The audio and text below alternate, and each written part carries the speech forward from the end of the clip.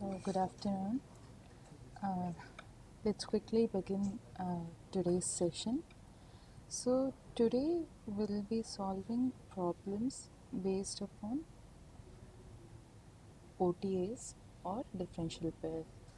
So, before we start, I would like to ask you people a very basic question.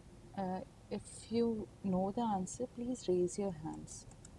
Okay, so my question is, what is the difference between an OTA and a differential pair?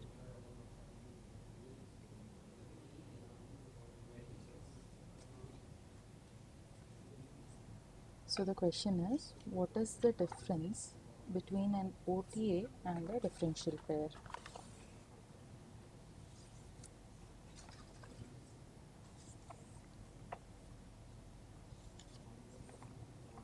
Yes, any one of you?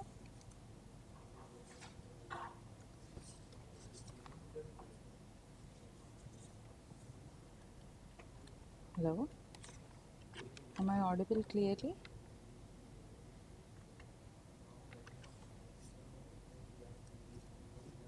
Yes, ma'am. Okay, so yeah, the question is, what is the difference between an OTA and a differential pair?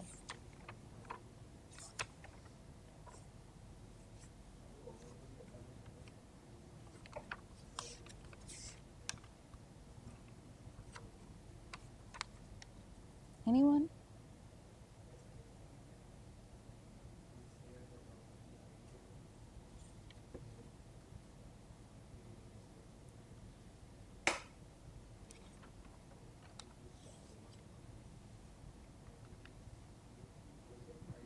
It was there in the lectures, right?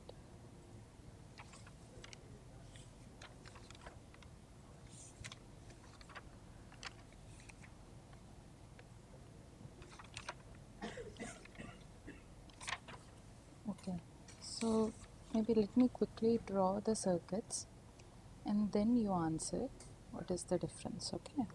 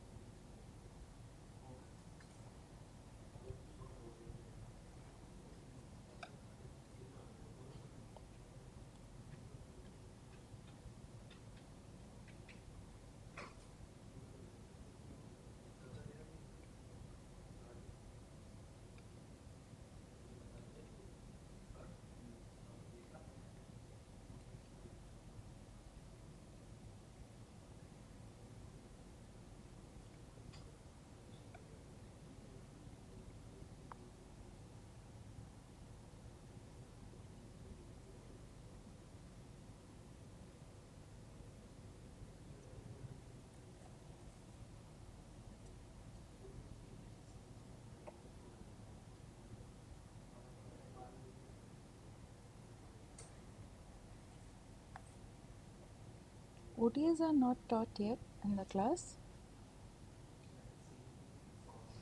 Okay, so the circuit you see in left is actually differential pair,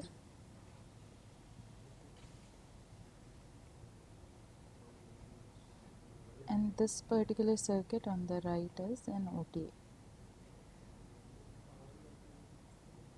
Okay, so just by looking at these two circuits, what do you find, like what is the difference between an OTA and a differential pair? Since now you know the circuits.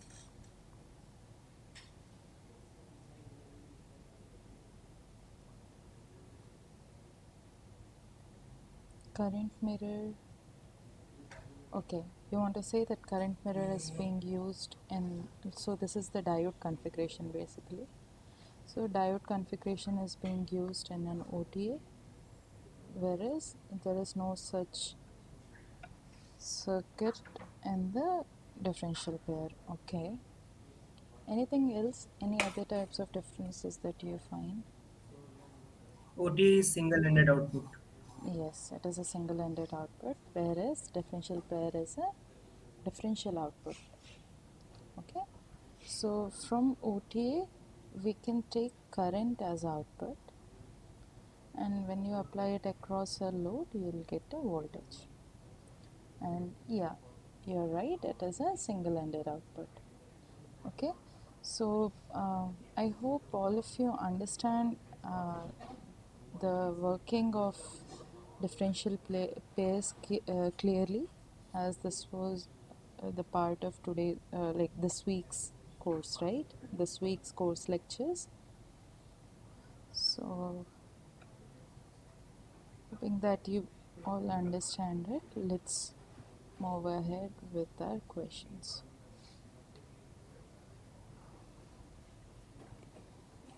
So, yeah, the first question is, for this MOS-based differential pair shown in the figure, here it is given that these MOSFETs are perfectly matched and they have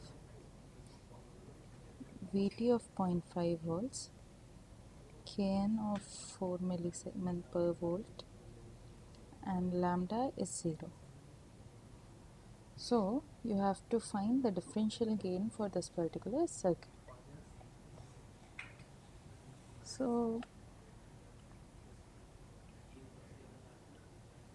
first of all, how will we solve this circuit? Okay, so to find the differential gain, basically we need to find V out by V in 1 minus V in 2, right? So if this is the circuit, can I draw this circuit as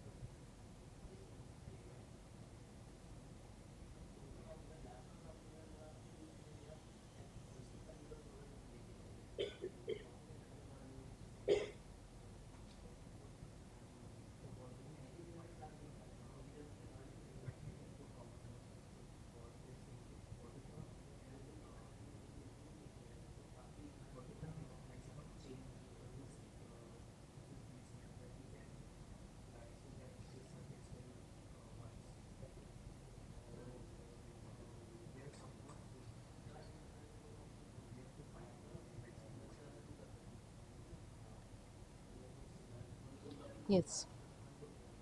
So can I draw this circuit in this way?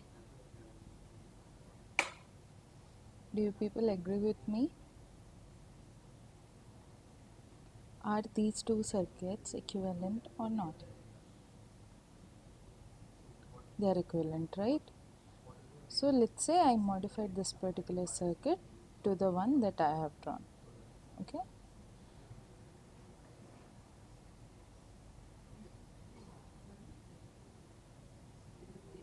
So now, moving ahead, considering this particular circuit,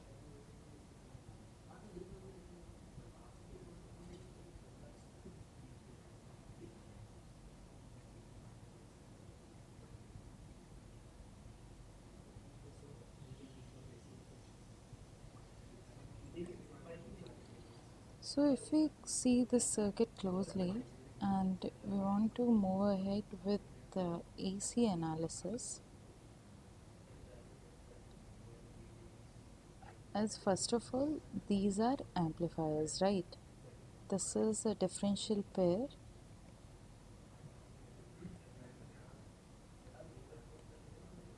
to amplify the signal. So we need to find its small signal gain, right? So for small signal gain, what we need to perform? We need to basically perform AC analysis, or we need to draw small signal equivalent circuit.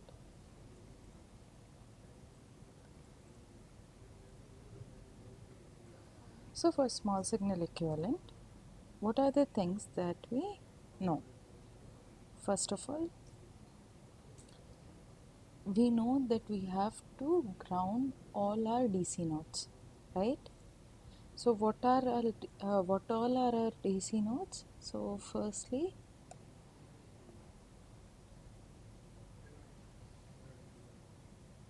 this will be a DC node, our VDD. Similarly, ground. Since this is a constant current source, so this constant current source will be open circuited, and at this point we'll see ground. Okay, since this is a constant voltage. Here these two are inputs. This point is V0, which is basically output. And if we see closely, what will happen is that, let's say here we are giving plus delta V, and here we are giving minus delta V. Okay, so what will happen in this particular circuit, like in this particular line, we'll see I plus delta I change, and in this particular circuit we'll see I minus delta I change. Since these two are constant, so the current from these two nodes will remain constant. Now here what happens, so in this path there is an increase in current, so, or we can say,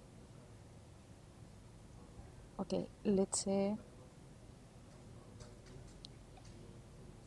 this MOSFET will see I plus delta I, this MOSFET will see I minus delta I. Why? Because there is a delta V increase in this MOSFET 1 and delta V reduction at gate node for MOSFET 2. So currents, we know that in saturation ID is NCox W by 2L VGS minus VT square. So ID is directly proportional to VGS, right? VGS minus VT whole square, or in short we can say like it's directly proportional to VGS. So the current's behavior will be same as that in case of the gate voltage. Okay, so if here this I naught is constant, so this delta I and this minus delta I will be equal, so that this I naught becomes constant. So if we closely observe, so the behavior of current change in this 5 ohms will be opposite to that of in this particular 5 ohms transistor, or the behavior of current change from this particular direction will be opposite to that if we see it from this particular direction. So let's say from this particular direction there was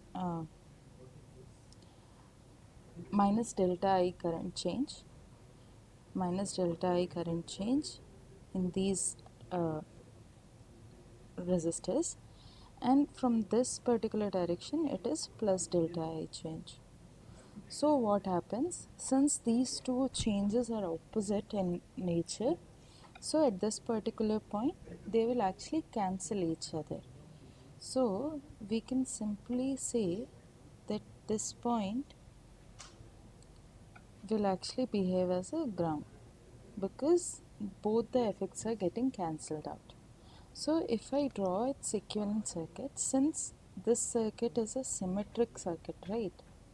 Here, if we closely look into this particular circuit, the circuit is symmetric in nature. So if I draw it simply, I can draw it like 5 kilo ohms, 5 kilo ohms,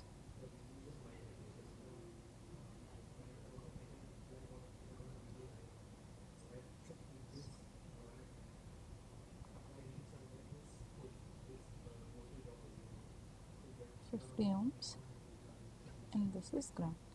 So this is how the circuit will look like when we simplify the symmetric circuit. So we can find the gain for this particular circuit. So here this is V in, let this know it is V out. So if we closely look into this circuit, what configuration is this? What type of configuration is this for this particular circuit?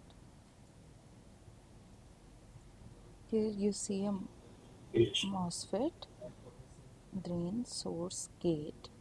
So what type of configuration is this? Common source degeneration. Yeah, common source with source degeneration.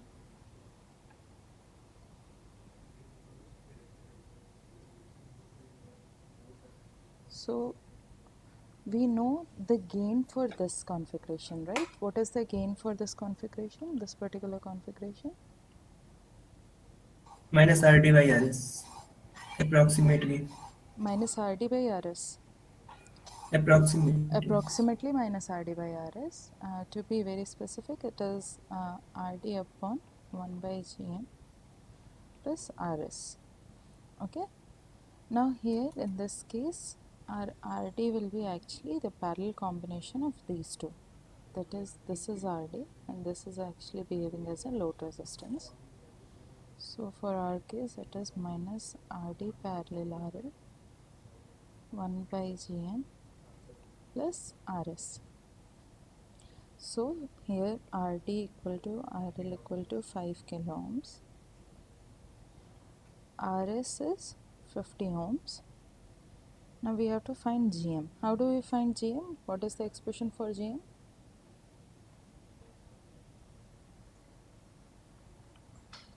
Yes, what is the expression for Gm?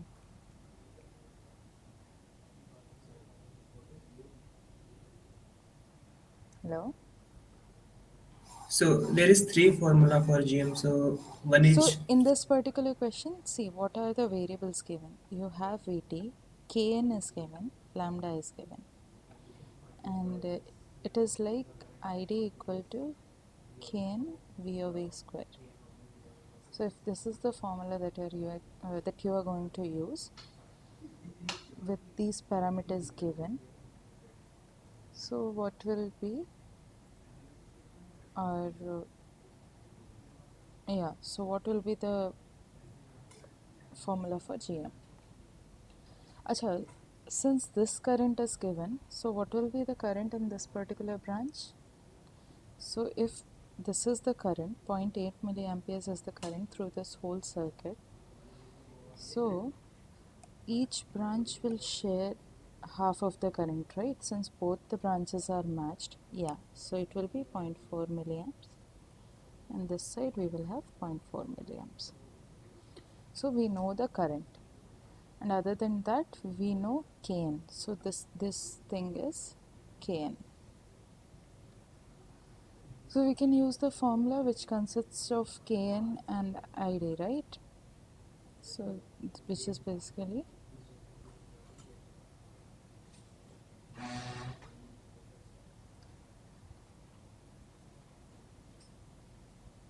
this is the formula, right, for Gm. Now when we substitute the values,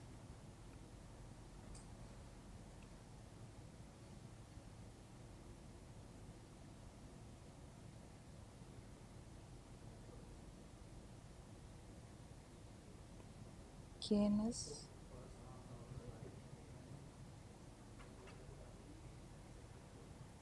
in this particular formula, we need to first realize the value of Kn, like whether Kn is mu n Cox W by L or mu n Cox W by 2L. So sometimes people refer this as Kn, sometimes people refer other one as Kn. So, but if you go for exams and all, so there it is clearly mentioned like what is the value for Kn.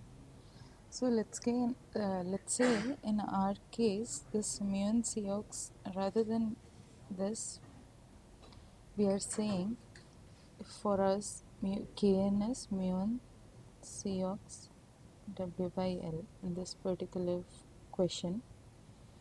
So if this is the Kn, then our formula will be 2 into, how much was Kn? It was 4 millisiemen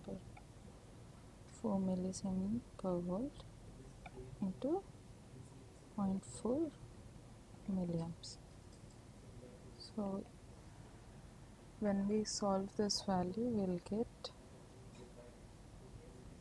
Gm as 1.789 milliamperes per volt, and since lambda is 0, Rd parallel RL will get 2.5 kilo ohms, and Rs is 50 ohms. Now substituting all these,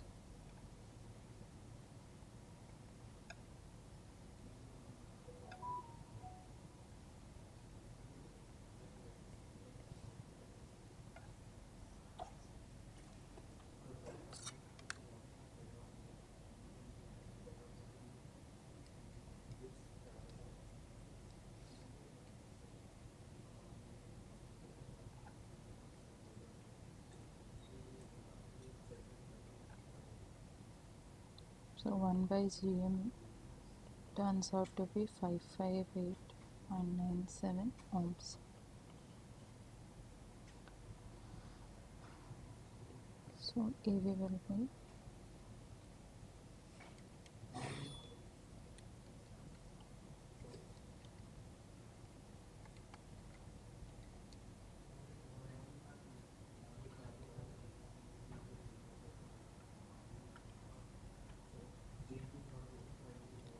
so it is around 4.1. So the gain for this particular circuit is 4.1. So what type of gain is this?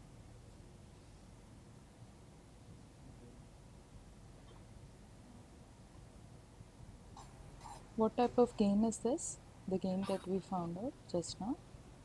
Differential. Yeah, this is a differential gain. And you might also remember that when we were analyzing the circuit, here I took plus Vd and minus Vd, which basically shows that this is differential input and the gain for which we are analyzing is actually differential gain, right? So any doubts? Were you able to understand what just happened in this particular question, how we solved this and analyzed this question?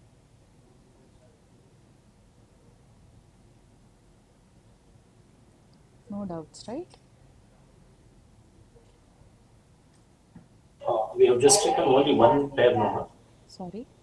Instead of taking two pairs, the dual pairs here, Yeah. but we have taken only one pair and Yeah. We just simply, what we did is, since this circuit is symmetric in nature, so we just went for a half circuit and we found out the gain.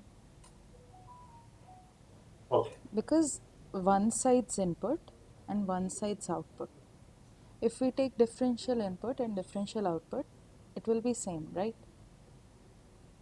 So rather than going for the whole circuit, because analyzing this whole circuit might be difficult, right? Compared to that, analyzing this part is much easier, no? So that's why we go for the symmetric uh, half circuit analysis, because it makes the analysis much easier. and it's like we are considering one input and one output in place of two inputs and two outputs. Because if I remove this, like this, here we have a load resistance. In place of this load resistance, let's say it was an open circuit. So there also we'll get a differential output, right? So here we'll get V out plus and here we'll get V out minus. So we will have two outputs and two inputs. So in this case, what we are doing, we are only analyzing the circuit for consisting one input and one output. And the same behavior will be replicated the other side as well. So it considers the effect of both the paths, both the counterparts. So it's safe to go for this half circuit analysis. Okay. So, okay, hope this is clear. So let's move on to this second question. So, okay, in this particular question, it is given that VCM is 1.7 volts. Yes, what is VCM? What is VCM? Common mode voltage. Common mode voltage. What does basically a common mode voltage means? What do you basically understand by a common mode voltage?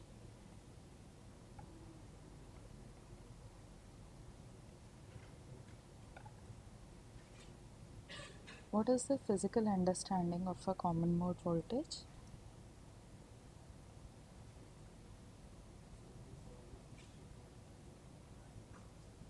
So I think it is a DC voltage which we use to keep MOSFET in saturation. Uh, no, see, biasing has already been done for the MOSFET. I'm Okay. asking what is common mode voltage. So we say common mode voltage and differential mode voltage, common mode gain, differential mode gain. So what is the physical significance of common mode voltage? Like what is the importance? Basically why we want to analyze common mode voltage? Average part, uh, can you elaborate? Abhijit, maybe?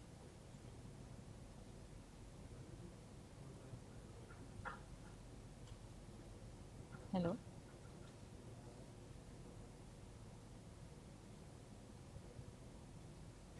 Yeah, Abhijit, can you elaborate what do you mean by average? Okay, it's the definition for common mode voltage. So like when we say VCM, it's like V1 plus V2 by 2. So but basically I'm asking what is the physical significance of a common mode voltage? Why do we need to analyze common mode voltages? What is the advantage or disadvantage that we have from common mode voltages? No? Okay, let's analyze. So common mode voltage. This means, let's say here you have VG1. Yes, very true. Noise. So we have, let's say, VG1 and VG2 in our particular circuit, and common mode signal means same type of signal which is being added to both the gates. So what is the same type of signal or common signal? So most common signal is like noise, and this noise is of similar kind. This noise has the similar kind of behavior, and there are chances that this noise gets added to both the gate terminals VG1 and VG2. Now what we want to analyze is basically how noise will affect our circuit. In this particular circuit, physically speaking, how noise will affect this particular circuit or the output of our circuit. This is the analysis that we want to carry out by using this common mode signal. Understood? So what is the impact of noise on this particular circuit's output is the analysis that we get out of this common mode voltage analysis. Okay? to see the behavior of noise. So why we shifted to differential pair rather than normal amplifier? The reason was noise, right? To eliminate the noise. So we have to see how our circuit behaves in presence of noise. Is it actually being able to remove the noise? So that's why it is called, like, we have two types of gain, right? A differential and ACM, that is A common mode. Differential gain and common mode gain. It's always said that for best amplifiers, AD should be as high as possible and ACM should be as low as possible, making CMRR as high as possible. What is CMRR? Common mode rejection ratio, madam. Yes, common mode rejection ratio. It is actually AD by ACM. So if AD is high, ACM is low, then this will result into high CMRR, right? So basically, this is the analysis that we want to see through this common mode voltage by analyzing the application of common mode voltage into our circuit. Okay. So this is just a general discussion. Now moving ahead with this question. So what is given in this question? So consider a MOS differential pair in the circuit. Here VCM has been given. This I0 has been given. Please keep in mind, the moment you see this type of current source, that means it's a constant current source.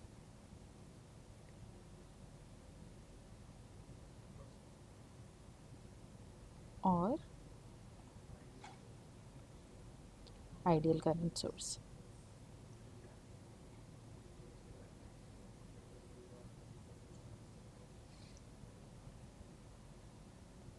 So yeah, this current source, so value of the current through this current source has been given, and drain resistances are given, threshold voltage has been given.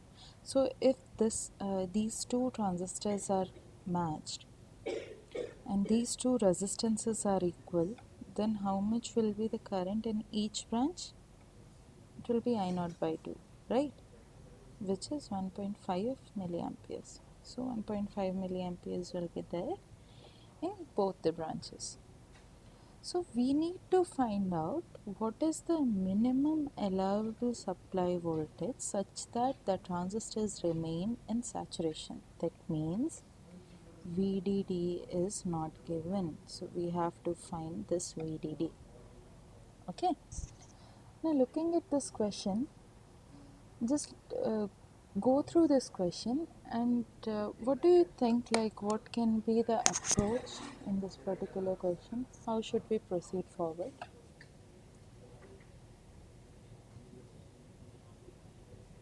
Let's discuss the approach first, okay? So generally what used to happen, we used to always get the supply voltage and we used to find other things. So in this particular question, all other things are given, you have to find the supply voltage. So what is the approach that you will take?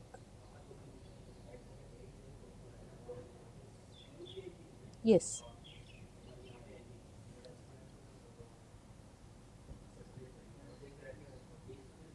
anyone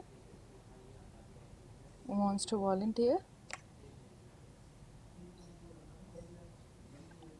So for saturation, Vd should be greater than Vg minus Vt, and we can Yes, replace Vd by Vdd minus I naught by 2Rd. Vg should be greater than Vgs minus Vt. This is the first condition for saturation that we have, right? And Vds is basically Vdd minus IDRD. So Vdd is actually Vds plus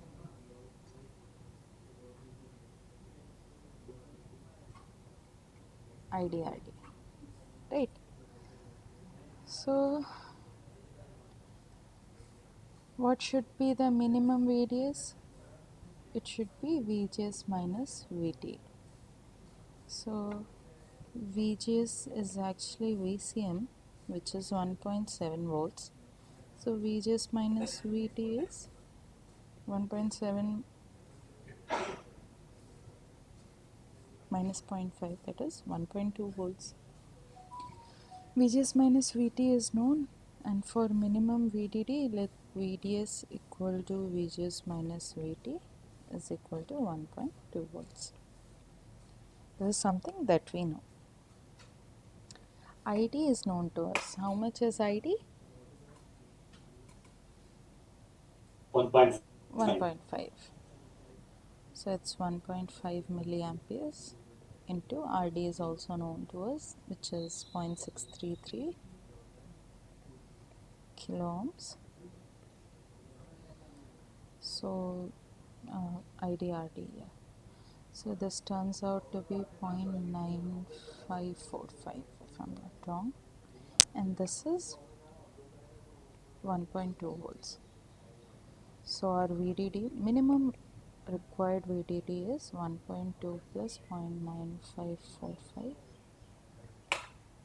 which is actually equal to 3.14, sorry, 2.14. VDD is equal to 2.149. So yeah. Is this problem clear? This approach is clear to everyone, how we solved it? Yes. Yeah, no doubts, right? Now moving ahead to next question. So in this particular question, so in the same previous question, now here it says all your parameters are same. So that means RD remains 0.633 kilo ohms. I0 will remain 3 milliamps. VT remains 0.5. Here the power supply voltage is fixed to 5 volts. That means VDD is 5 volts. And Kn of input devices is 33 millisiemens per volt. Kn of the device used to make the current source is 66 millisiemens per volt. What does this mean? Kn of the device used to make the current source. What is basically talking about? Device being used to make the current source. So this is the circuit, right? Tail current, I know. Yes. So it's talking about tail current source. So let me quickly.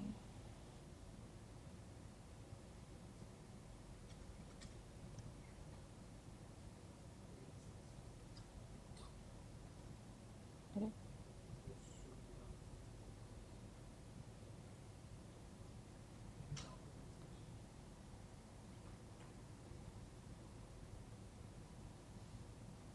Yeah. So it is talking about this tail current source. So basically how this circuit has been built, it's actually like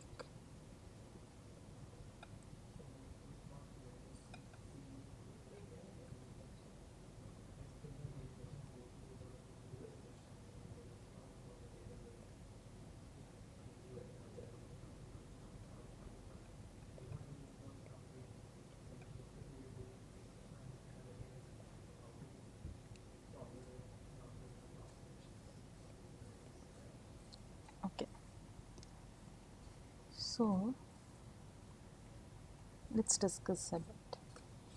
If this particular circuit is given and you want to make a ideal current source, right? Why do we need an ideal current source?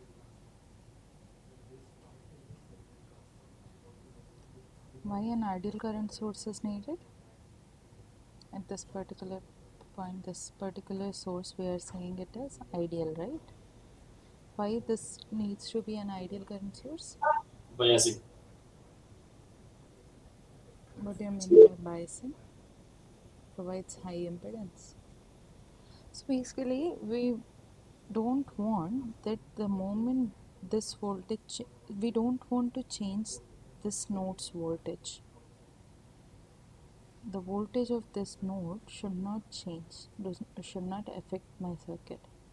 So if there is a MOSFET and this is the output characteristics of a MOSFET, so for having an ideal current source, it means it doesn't show any change with change in VDS, right? The current here remains constant to I0, whereas in practical case this actually changes. So what can we do to design an ideal current source? Like what are the precautions that we can take so that this tail transistor will behave as an ideal current source, such that its current is not affected by the change in drain voltage, or in other words it keeps this voltage at constant.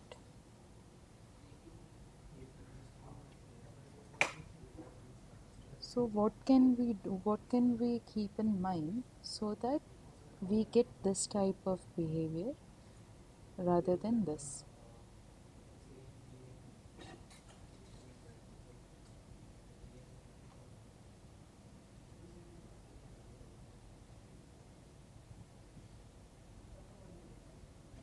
Lambda should be 0, means no channel length modulation. So no, lambda should be 0 and no channel length modulation. So what should so there should not be any channel length modulation, right? So what is the precaution that we should take so that we don't see the effect of channel length modulation?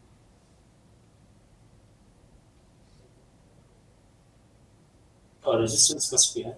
Sorry. Resistance, drain source. Yeah, resistance must be high. We can increase L. Yes, actually will increase LG because this behavior comes into picture when we have short channel MOSFETs, right? This behavior comes into picture due to short channel effects. So if we design a long channel transistor, we can eliminate this behavior, right? So that's why it's recommended to use a long channel transistor at this place.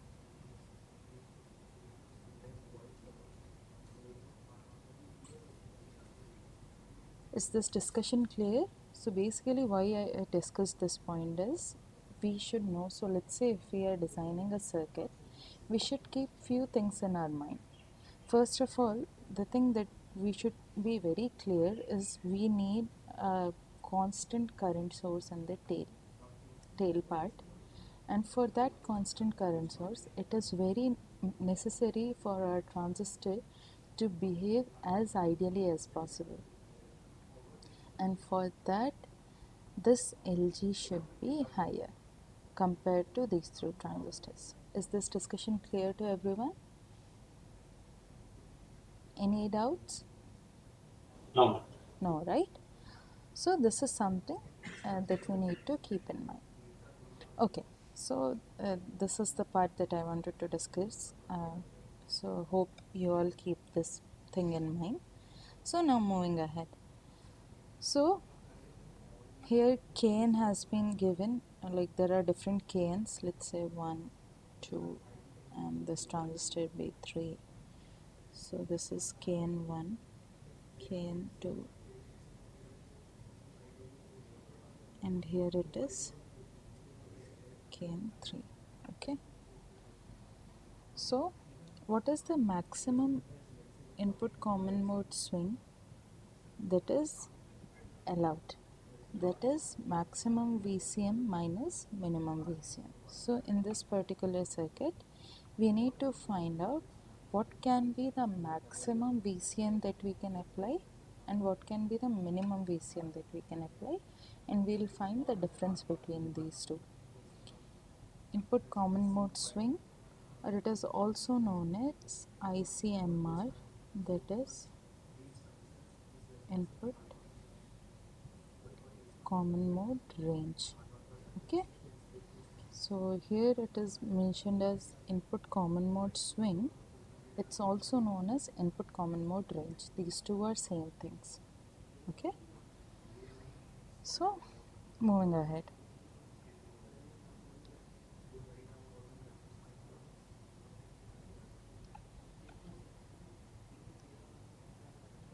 Yeah, in this particular question, VCM is given here. See what all things we need to keep in mind. Transistors in saturation. So what all transistors do we need in saturation? Let's say transistor 1, 2 and 3. Which all transistors need to be in saturation in this particular circuit?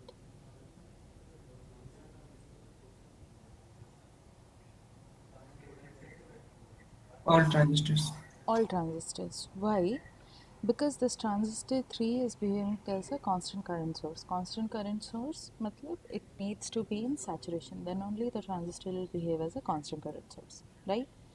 Secondly, these two transistors 1 and 2 are providing amplification to your input, right? They're basically amplifying your input. So since they are amplifying, so amplification will also be performed only when the transistors are in saturation.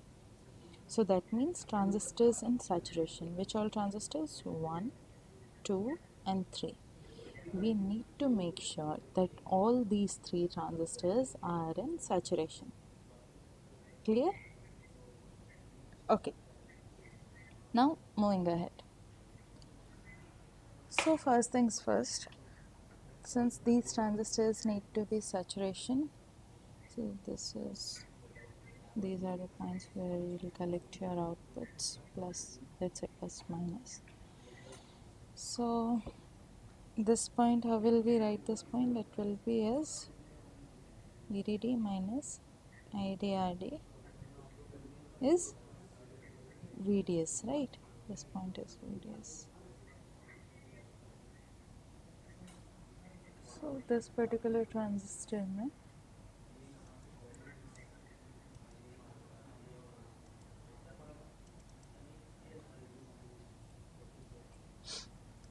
yeah, in this particular transistor your I0 is known.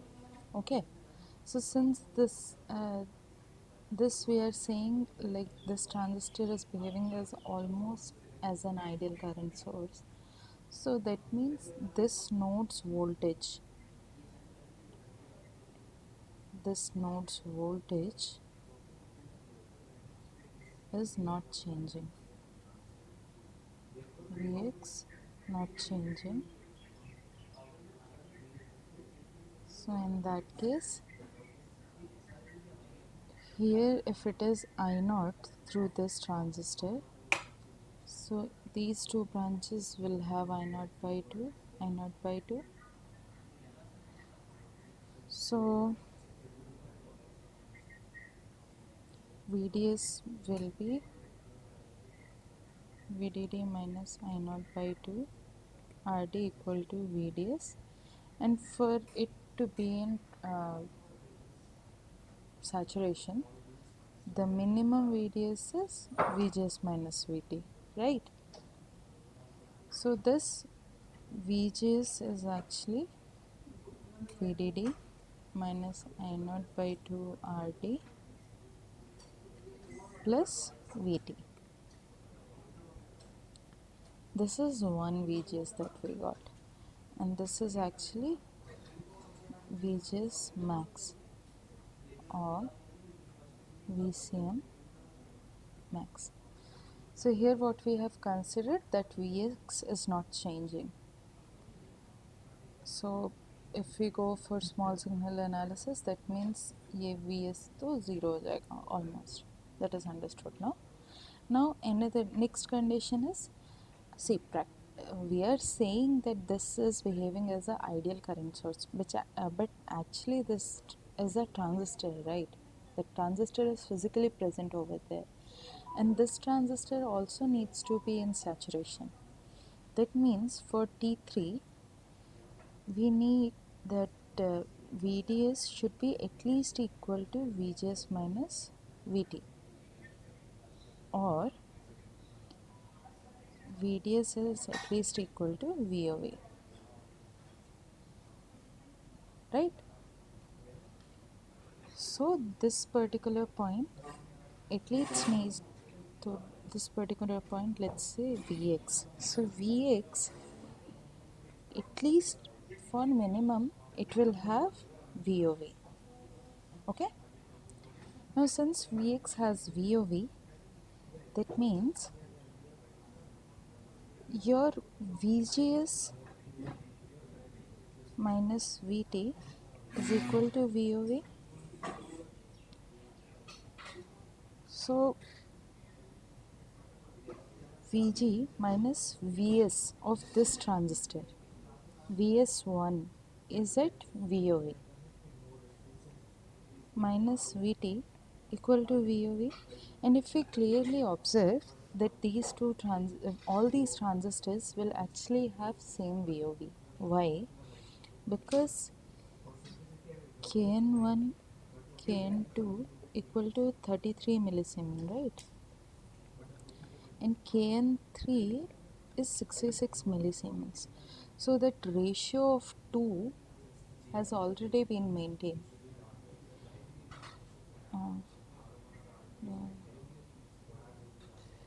Yeah. So the factor of 2 which was coming into picture has already been maintained in these 2 points. So if we further move ahead, so it gives us the same thing, that is ID is Kn VOV square. Okay. So for T1, ID is I naught by 2, which is Kn VOV square. So if this is I naught by 2, that is 33 millisiemens per volt VOV square.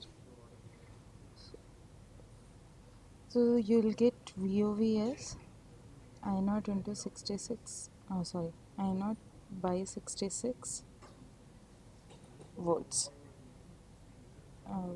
root under, yeah, root under I naught by 66 volts. This is what you'll get for transistor T1. Now for transistor T3, if we see, ID is actually I naught, right? And this is Kn source into VOV square. So this is I naught and this is 66 millisiemens per volt into VOV square. So here when you see, VOV is actually I naught by 66. So from these two, we can observe that VOV1 is actually equal to VOV3, which is actually equal to VOV, right? So for transistor 3, VDS should be minimum VOV. Now for transistor 1, VGS minus VT, what we'll write it as VOV, right? This is basically VOV, overdrive voltage. And for transistor 1, this source terminal has how much voltage? The source of T1 has voltage equal to VDS3, right? And VDS3 is VOV. So we simply substituted VOV over here. So VG1, we got it as 2 VOV plus VT. And what is VG1? This is actually the VCM that we are looking into. And this VG1 is actually VCM min, which is 2 VOV plus VT. Okay. So we got two values, right? VCM max and VCM min. So for values, VCM max is 5 minus 1.5 into point, how much was that? 633 plus 0.5, and VCM min is VOV. So how will we find the VOV? We know the current. Kn is already known. So this is how we'll find VOV, right? So root over I naught, or I should write 3 by 66 plus 2 into 3 by 66 plus 0.5. So it turns out that this VCM max is 4.55 and VCM min is 0.9264. So VCM max minus VCM min is 3.6241. This is actually your ICMR or ICMS, input common mode swing or input common mode range. Is this clear?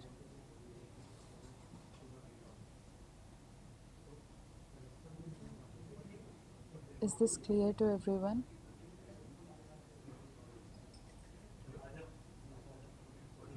First of all, why is it common mode range? Because common mode inputs, है ना?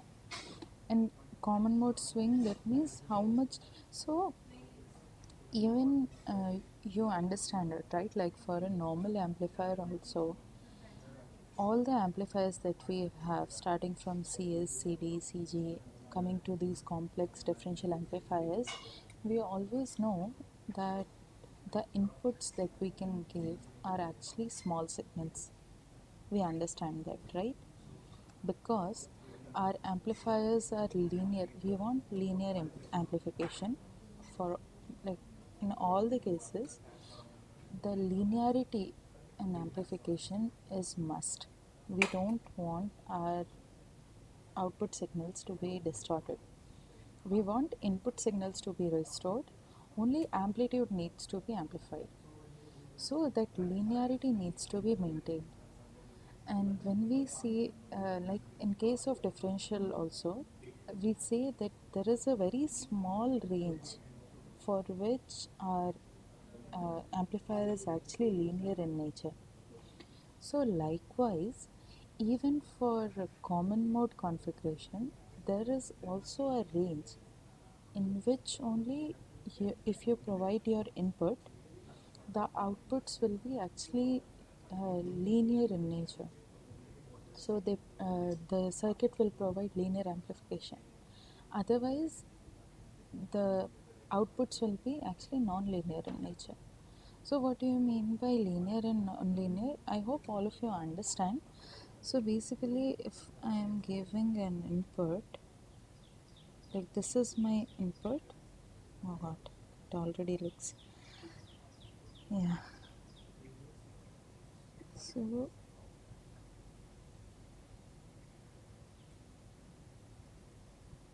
if this is my input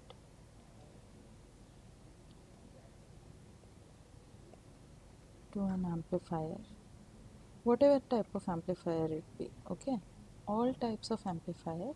So what we basically want,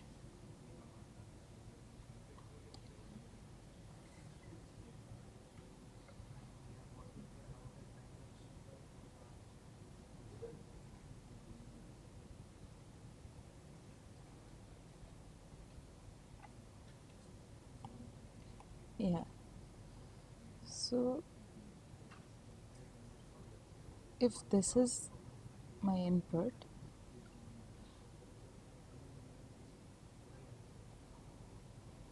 oh, what's happening?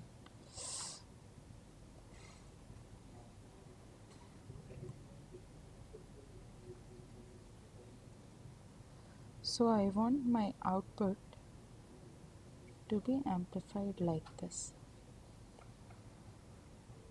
So basically what I mean is, this is output. So here if we say this amplitude is x, so this will be, let's say its amplification is A, so this should be AX. So at each and every point if we compare, so we want that A times of X amplification in each and every point, right? So this is what we mean by linear amplification. At all these points we should get our output just multiplied by A. But what happens if it is a non-linear amplification? Then what will happen? So basically in that case it will be like,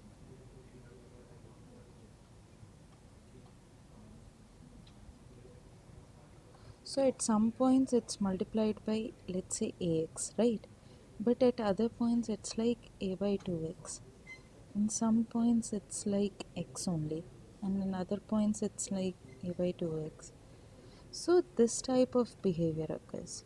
And at some point it's A. At some points it, let's say uh, A plus 2x. There is possibility like this. So what happens here? There is no. This is non-linear amplification.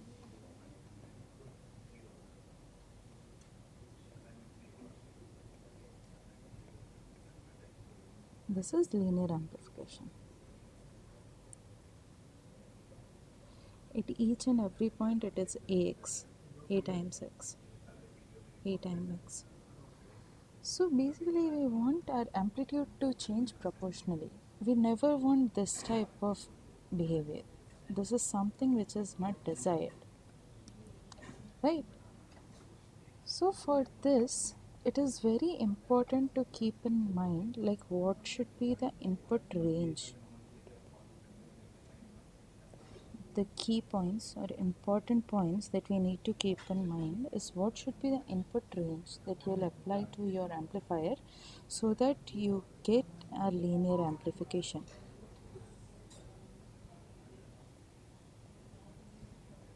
This is very, very important. So is this discussion clear to everyone?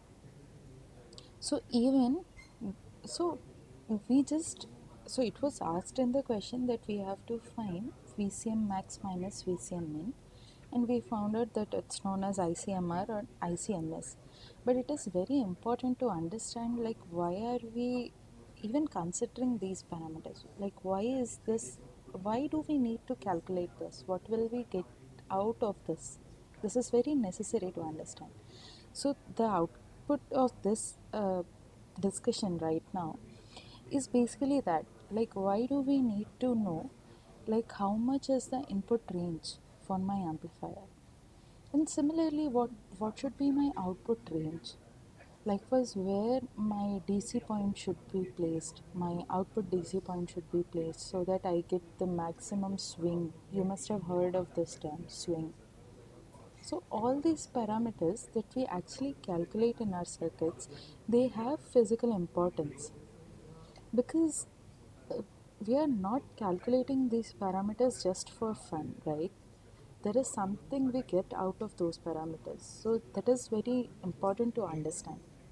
So hope this is clear to all of you that what is the importance of ICMR? Like why do we need to calculate ICMR? Is this clear to everyone? Hello?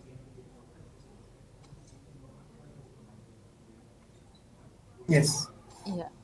And another interesting part that you people must have observed that ICMR is actually in range of 3.62 volts. It's 3 volts, right? 3.3 and half volts, where your VDD is actually 5 volts.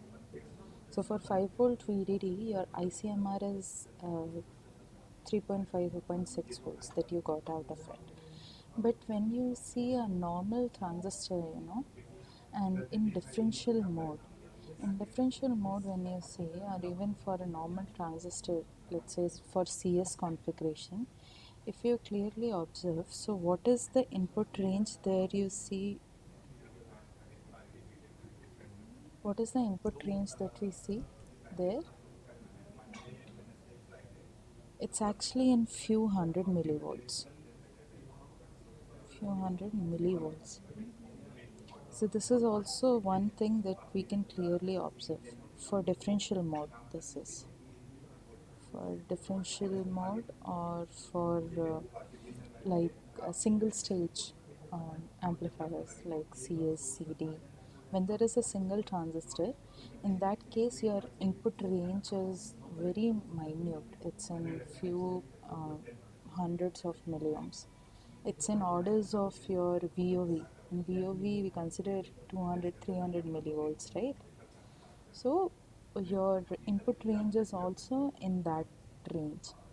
But when you see input common mode range, it's much higher compared to your differential input range or input range for single stage. This is also something we can understand clearly. Okay? Is this clear? Yeah, okay, it's already 4:16.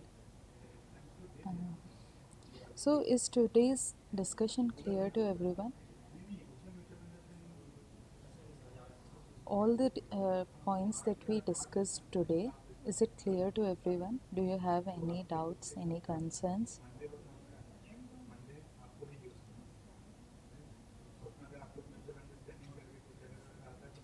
Since, okay. See, you people are not responding, so I consider that it's a yes from your side.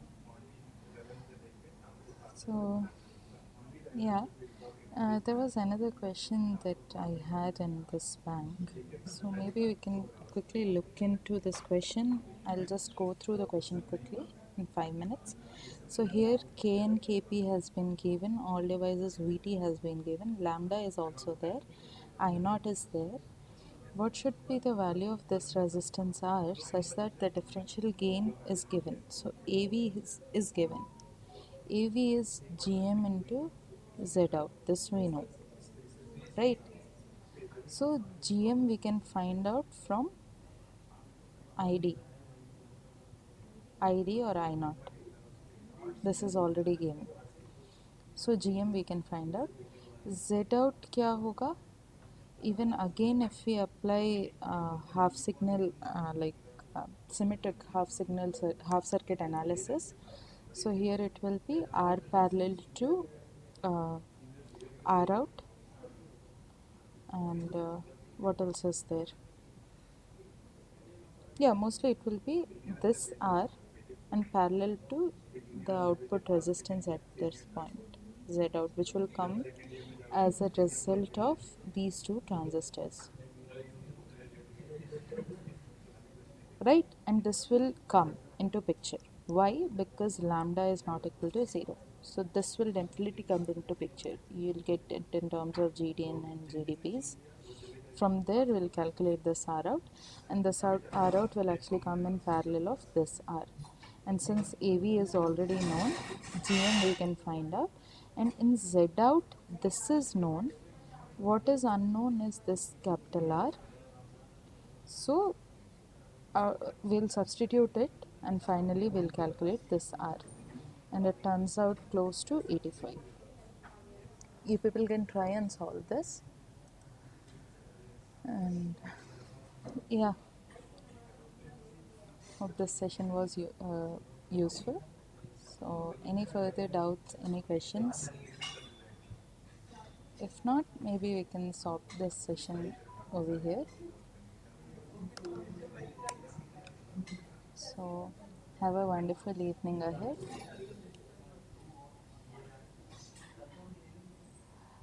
Actually, I randomly select the questions. So for this session, I had few topics to discuss. So this was the last question that I had selected. There are like few questions I have taken from assignments, like previous year assignments. Few are from some other sources. So yeah, that's how I designed it. So I've not considered all the questions. Okay, thank you.